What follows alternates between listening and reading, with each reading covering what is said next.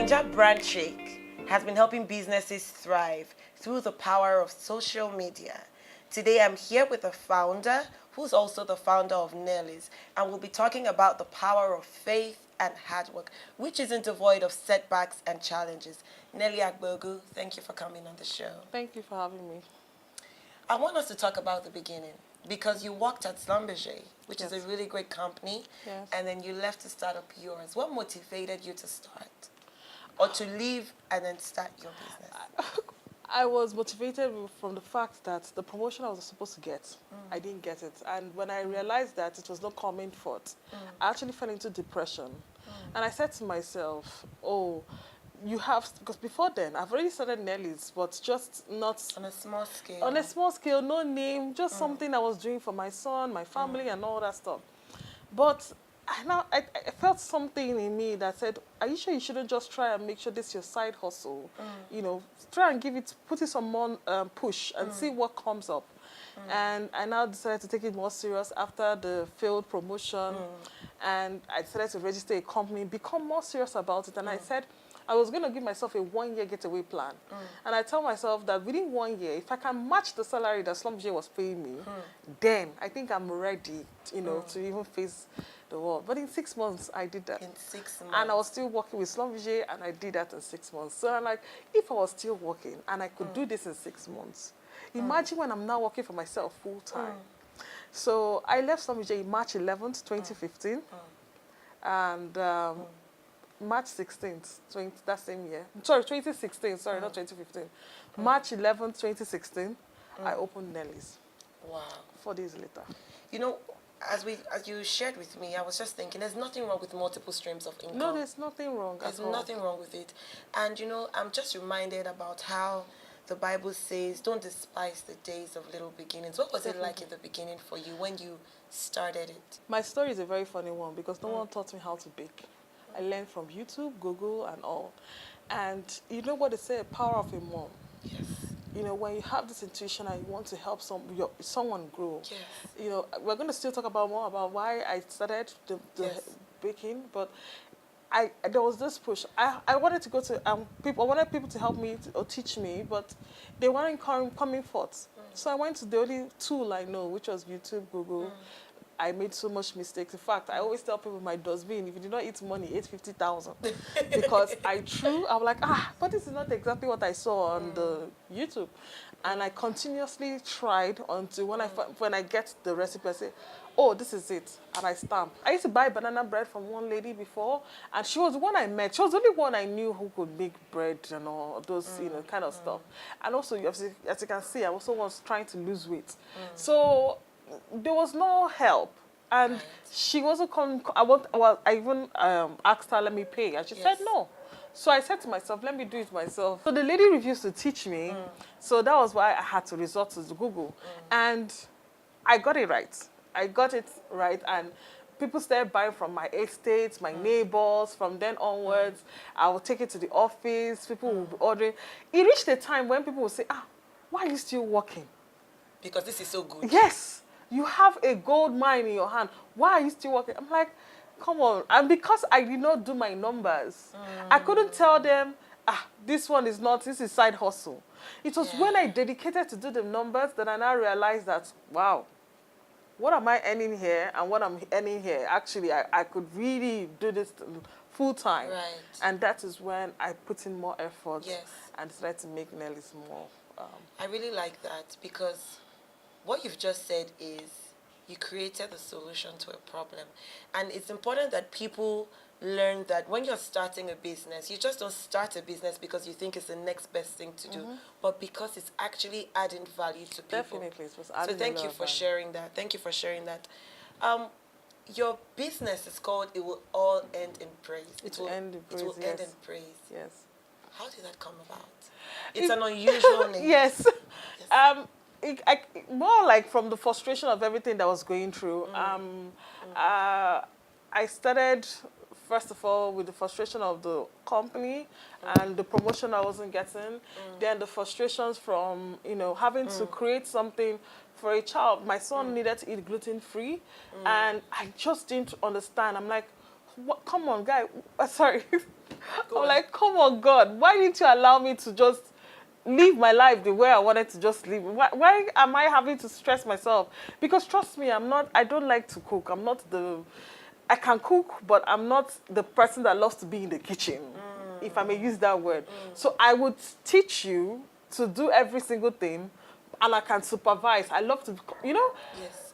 I'm the firstborn. So all my life, I'm always the one in the kitchen and Yes. all. So I thought I've reached the stage where I'm going to be relaxed. Then God says, no, you're going back to that kitchen. You're going back to, and that was the best thing. I said, well, whatever it is, to end in praise. And the time, I started with trying to bake bread for myself, then trying to bake gluten-free food for my son. Then my mom is diabetic, so I started trying to make bread for her. So Nellie's is not just about her or about this. It's about several things that has happened in my life. Right. So, and I keep trying every time to make sure I perfect. And when I perfect, I keep moving on to the next level. Right. While you were sharing with me, you talked about how you'd been bypassed for a promotion, right? And you got depressed. There's a current narrative right now about mental health. And I believe it's something that people should talk about. Yes. So I want to ask you, how long were you depressed for, and how did you come out of it? My husband would not allow me to be depressed for that long. So when you get up, we move. If this doesn't happen, you move to the next thing. So he just told me, what else can you do? What else can you do to make sure that you grow? Are you going to continue to cry So I just said to myself, as I'm still sitting, because they didn't sack me, they just still kept me where I was, but they just didn't promote me. So, but you know how that means, but that's enough to yes, just it means bring like you down. It means like get ready. Yes. Yeah, do you understand? Plan B. Yes, plan B should just start coming up. And that is when I started taking my plan B. I was so serious about it.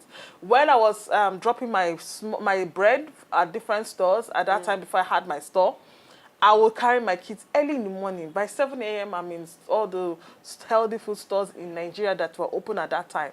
I would drop my bread there, and I would have to call all their staff. I was not calling their madams because I don't want to disturb them. I'll take the numbers of their staff. I'll call them. How far? How many bread have you sold? They say 2. I say, why? I say, how many is remaining? They say 5. I'll go on Instagram. I'll start dancing. People will be wondering, why is it that this girl is... So I started creating visibility. Say, go to this place, go to that place, go and buy. I was pushing visibility to those people because I wanted to sell my bread. And they were getting more customers, more eyeballs to their business. So when after 6 months, even with that, sometimes these vendors were, these outlets, the healthy food outlets, were taking up to like 50 bread for me in a day. How did you do it? Yes, I would bake it overnight. And then when I don't drive because of this, because I would have to sleep somewhere. I sleep in the traffic, yes. Yeah. So I would go to the office then, just take one toilet, lock myself, and sleep till 8 o'clock when everybody's coming to work. But by that time, I've done all my logistics in the morning, dropped the children in school, written down all the names of the places my driver is supposed to go. He'll go and do deliveries for the ones on the mainland, which we didn't have any place to go to at that time. That was just it. And when I realized the amount of visibility I was giving these people, I said, okay, why don't I think about starting up something? But I was so scared. I'm like, how sure? That was when I had to do that 1 year getaway plan. But in 6 months, I hit my target. So by December of that 2015, I said to myself, I think I need to get a store. And March, then 2016, I opened, I got a letter 11th of March, 16th. I was already ready. You know how, I didn't feel it. You're prepared. Yes, I got the letter on Friday. On Wednesday, I said, we have opened Nellies. Wow. So even my bosses came. They were so happy for me. And that was just how we started growing. And from then onwards, we have 3 outlets now. So Nellie, from all you've told me, success has a price. Definitely. You know, people see the success, when people are achieving, but they forget that there's a backstory, which is what you've just shared with us. So thank you for that. Naijabrandchick, you've touched a little bit about it and how it started. Yeah. Tell us exactly what you do with it. So I try to help small people. I say try. I do a lot of more than trying to help small businesses to create visibility and help them to make more sales for their business using social media. And why I started it was because when I started Nellies, and Nellies was now, there was a lot of buzz around Nellies. So people come to me, I want your recipe, can you help me, teach me how to bake? And come on, I'm not gonna do that. And then people start thinking that I was this very entrepreneur that is not caring, not sharing, not this one. I'm like, well, I have worked so hard using, all the social tools to learn, but I just thought to myself, okay, how do I teach somebody without teaching somebody my recipe, so I want to teach you. So I'm now coming from the point of view of your business. I'm not coming from the point of view of my own business. Because a lot of where do you get your plastic? Where do you get this one? Where do you get that one? Where do you get this one? They don't know. So I said to myself, I want to still be Mrs. Nice. Yes. But I'm not going to tell not you. Stupid. Yes. So I said, let me start talking about Naijabrandchick. It was a place also where I wanted to air my, frustrations in business, because it was something I was new to. I have never run any business before. And I started it anonymously. And then last 2017, sorry, I decided to show my face. So I used to help small businesses. I used to talk about what you could do, the frustrations in Nigeria, anything. It was just fun. Then I now started focusing on Instagram, telling them how to build your business with Instagram as the app, teaching people. Like, if I have not taught people though, I have not taught who. I can boast about more than 80,000. That's a lot. Yes, as in total, like everybody from the master classes to the boot camps to the and we even took it further. I've gone to Ghana to teach. I've gone to Rwanda just to be able to push, because I'm thinking this is more than just Nigeria. A lot of people need help. Yes. To be able to use Instagram to grow their business. You can't underestimate the power of social media these days. And it's been awesome trying to, do that. How do people sign up for your master classes? So I have a website where they go to sign up for the master class. Also, the boot camps I've done monthly, where for 15 days I'm teaching you exactly what you're supposed to do. And I've gotten so many testimonials. Wow. So some people who never knew that this kind of things existed, and then they're seeing themselves grow from length to length in their businesses. Yes. Business is not for the faint-hearted. And in 2017, you found yourself at Alagbon police station. Yes. What exactly happened? Okay, 2017 was one of the most trying years of my life. So that day, I can remember vividly, I was on my way to Abeokuta to meet my son's speech therapist, and then I got a call from my staff telling me that, what's the name, there were mopos everywhere at our Ikeja outlet. And that they didn't come because I don't own the outlet at that time. I was just managing a small space inside someone else's office. Right. And they said that they came for Nellie. Wow. Because the lady was like, I have other things that I'm doing that... Right. The ladies, they said, no, they came for Nellie. I said, okay. So before you know it, they shut down the ladies' store in Ikeja. And then they were headed to Lekki here. And my staff called and said, ma, this is it. I said, okay, no problem. I told my driver, turn back. There was no need for me to be going to Abeokuta because I was not even feeling at ease. Yes. I started going back to Lagos. On getting to my store, they were already there.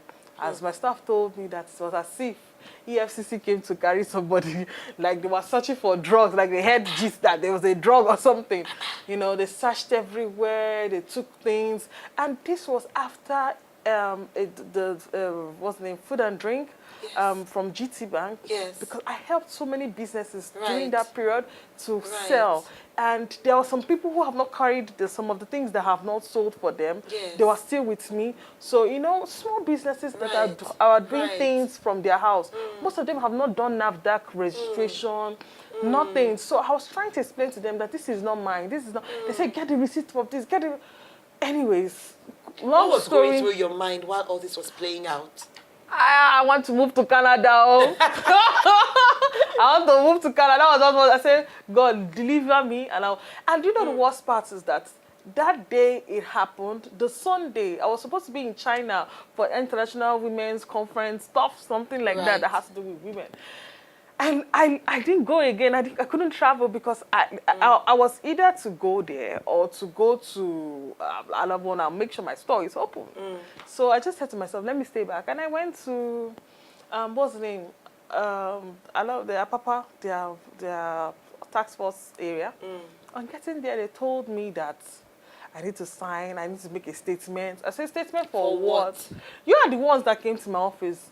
They said that they just stay talking, asking me questions, just trying to look for something to pinpoint and say, this is me. And then I realized something.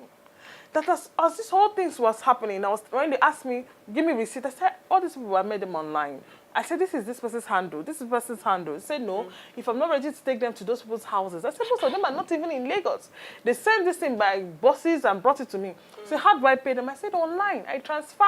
I don't pay in the bank or something. It was so tiring.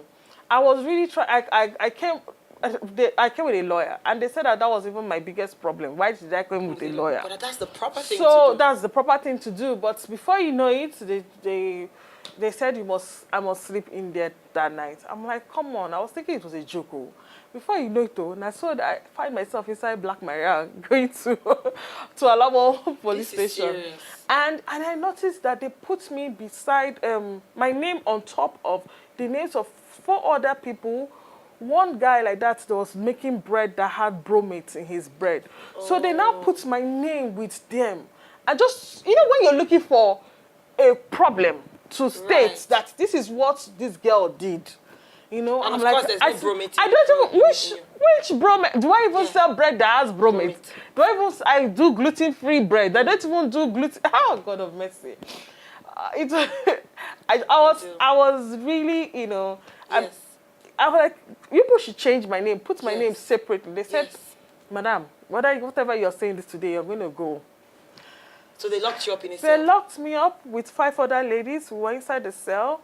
And this paint bucket, that was our toilet where we want to How pee. long were you there for? For 2 days. I was there for 2 days. Our punishment was to go and clean the toilet of the policemen and the soldier, whatever the people that were there.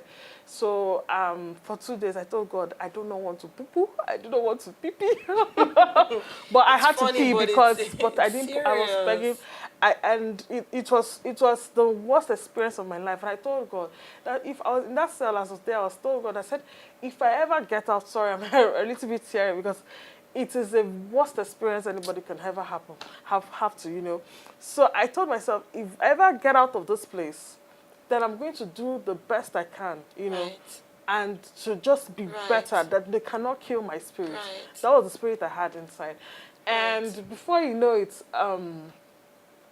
after the second day in the evening, I got released, and I just said to myself, how do I now, that have been released does not mean that my store has been opened. Right. They shut down not just only my store, they also shut down the ladies' store, remember. So I had 2 stores to open.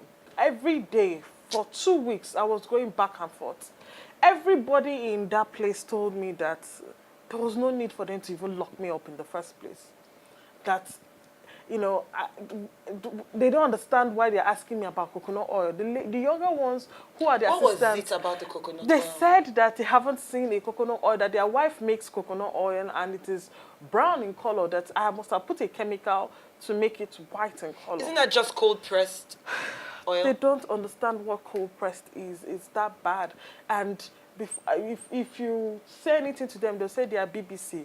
Born before computer or something. That's what they were telling me. So whatever I'm saying, I should not even bring computer. I should say it. I'm like, let me show you. They say, no, they're telling me what their wife does.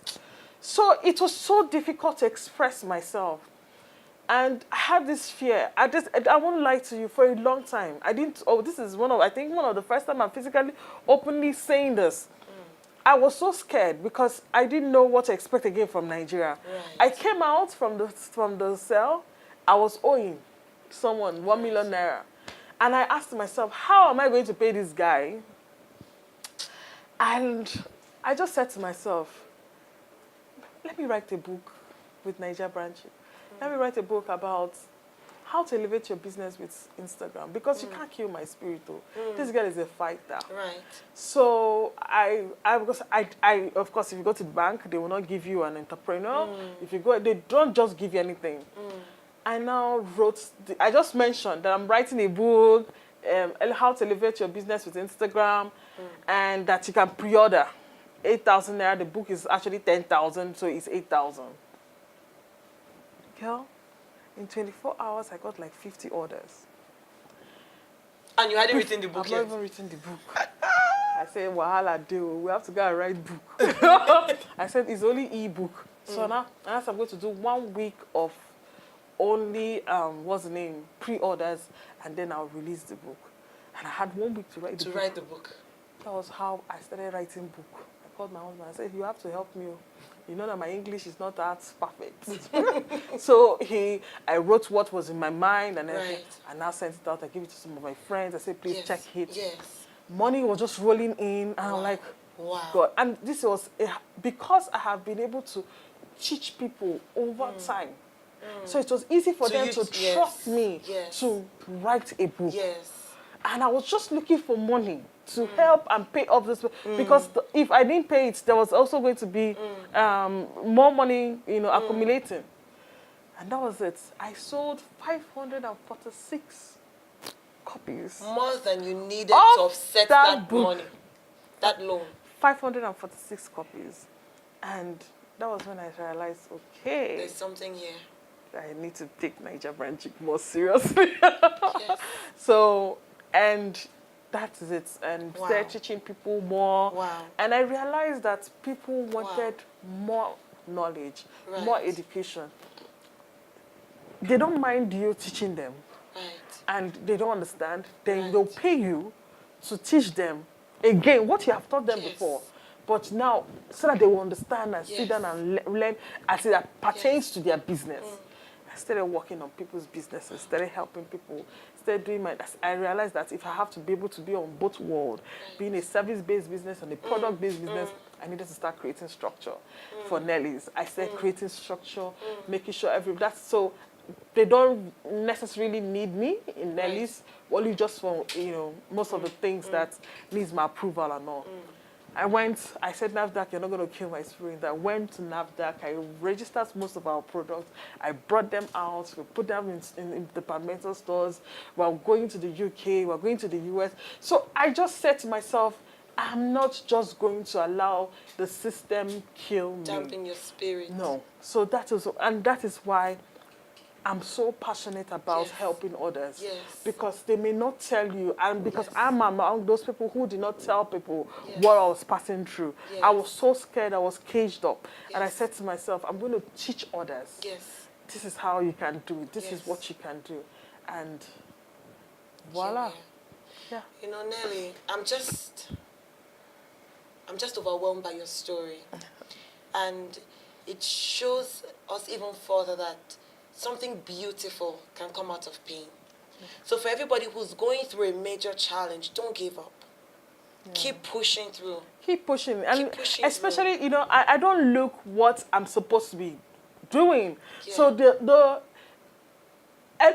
people had a lot of ideas about me. Oh, she's just doing it for the money. Oh, she's just and doing it for the And there's nothing wrong with doing it for the money. Oh, she doesn't. Oh, I cannot buy from her. I cannot do this one from her. But they have consistently done what I want to do. They knew this girl is not here to play. They knew there's something. There's something back. My why is in my house. He's sleeping beside me every blessed day. I see him. And I said to myself, you guys, one day you will understand. So it's okay if you don't understand why I am doing. But one day, I had a very big tunnel vision, and I didn't want anything to scatter it. I said to myself, you see, forward. When you're in a tunnel, you cannot see left, you cannot see right. You're just going straight up. And because as I'm going to go and pick up my why. Every time I'm seeing my why. And I said, this is just one person. What if I help 2? I help 3, I help 4. They are my whys. My whys began to increase. Do you understand? So the expansion, the people were really happy. There's so many people who will not come out to tell you, oh, my child needs help, or my child needs gluten-free food. They're just so shy. So those are the people I started helping, started growing there. So today, my son, if you see his results, you'll be like, what? What did he say was? Why are you okay? Like, Nelly, are you sure? Like, that is why I do what I do. When people tell me that, I'm like, that is the testimony. That is Nelly's. That is the testimony. Yes. I'm going to ask you a question based on what you just said. What is your salvation story? The reason why I ask is because your business is called It Will End in Praise. Yes. And more often than not, every post, most of the posts you put on Instagram has Christian undertone. So please share your testimony with me, your salvation story with me. Okay, I'm a Catholic. Okay. But there's something my parents always did. They made sure that we had this grounded, understand that in everything we have to do, we have to look up to God. Right. So I have always cultivated that habit to make sure that when we pray in our house, we are not praying like bobo kind of prayer. And there's nothing wrong with that. But we converse with God. When I'm talking to my God here, like, why are you talking to her? Are you sure you're okay? Like, so so now this stress fair is coming. That's how I talk. Yes. And it works for me. Yes. And there's no time, there's no praise in my mouth. Every single time, there is always a song of praise. Because I can wake up in the morning, there's a song of praise. Every single time. There's some song, and because we were taught that way to make sure that even if you cannot say so much in prayers, make sure that you're praising. And that is why it will end in praise. It will always end in praise. Yes. Let's talk a little bit about the Naijabrandchick trade fair. Okay. How did it start? I told my friends that I wanted to do this trade fair, blah, blah, blah. Did they think you were crazy? Yes, they said I was not ready. And that was that was in 2017 again. They said I was not ready, that nobody knows me, blah, blah, blah. I'm like, okay. I looked at it, I'm like, you guys have a point. Nobody knows me. 2018, I said, damn the devil to hell. I'm going to do it. Yeah. I said, September, put dates. I said, okay. So I think you're ready. At that time, I had like 69,000 followers. So I'm like, okay. Before you know it, I just said to myself, if I have to do something different, I cannot do the way other people do their fairs. There has to be a unique. There has to be, yes. And they don't have traditional media. Yes. I don't have money for the traditional media. Yes. People were paying me 10,000 naira for a stand. How will I use it to pay for DSTV or all that stuff? So I did what I know best. I used the tool that I know best, which is social media.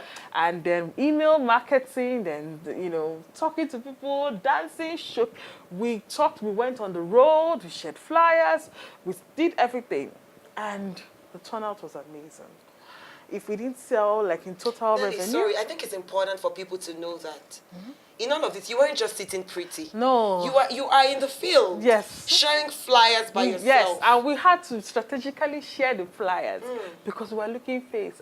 Please, will you call? Yes, now. Say that again. Because that hashtag looking face. Yes, because the flyers cost us money too. Right. So we wanted to make sure that we're not going to give it to someone who will go and just use it as hand fan. So we wanted to make sure it really gets to the hands of the people that will come. And that's important in business. Even at the fair last year, people were like, wait to be Naijabrandchick, wait to be that.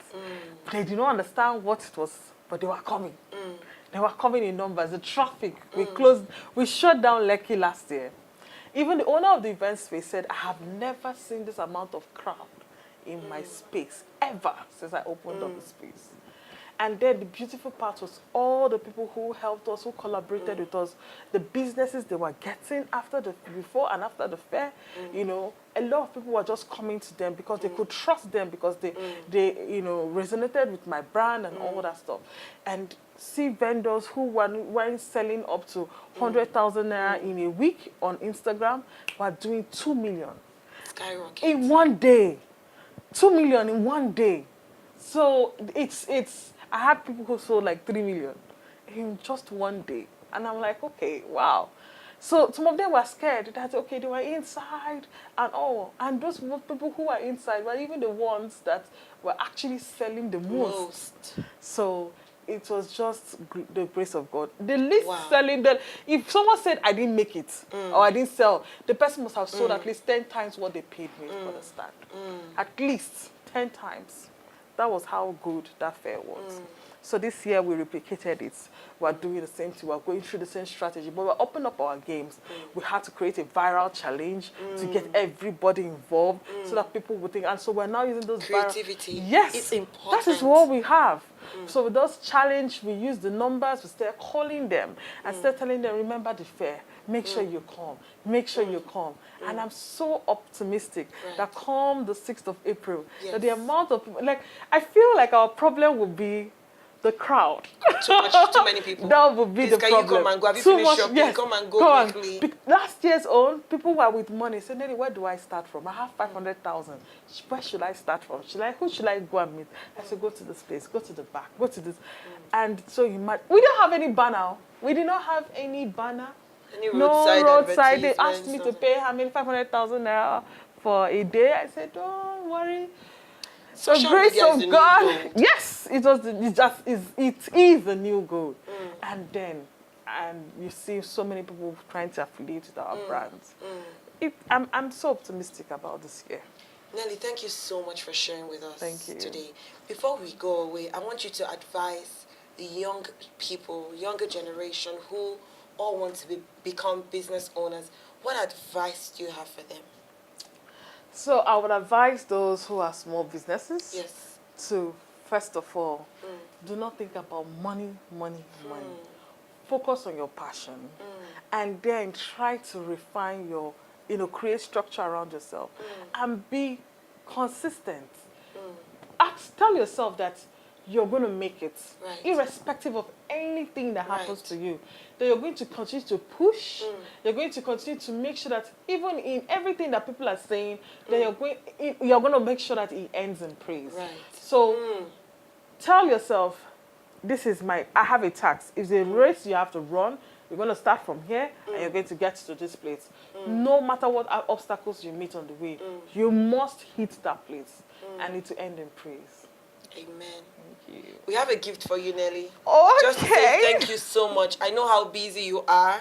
Just to say thank you for coming on the show and just sharing with us what's on your heart and in your bag. Nelly, this is just something small for you. Thank you. Just to say thank you. Wow. Thank you so much. Thank you so much. It's been a pleasure having you.